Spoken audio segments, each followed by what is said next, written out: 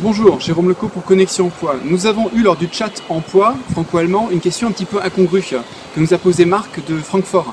Celui-ci a des entretiens, il voudrait travailler dans le secteur bancaire et il a une barbe qui est un petit peu plus épaisse que la mienne. Il me demande comment c'est perçu en Allemagne et si il ne devrait pas plutôt se raser complètement.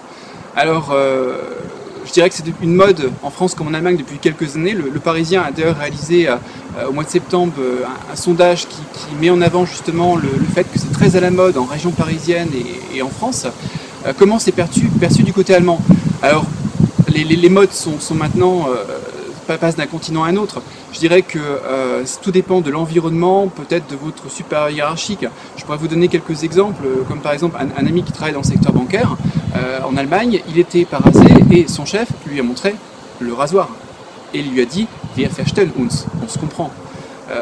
Donc des fois quand vous avez affaire à la clientèle, il est recommandé dans des milieux industriels ou plus conservateurs d'être présentable et rasé, entre guillemets. Par contre, dans d'autres environnements plus locker en Allemagne, comme les startups, les entreprises dans le domaine e-commerce, IT, là aussi c'est assez, il n'y a pas de règles particulières. On a tendance à avoir des gens qui ne sont pas rasés.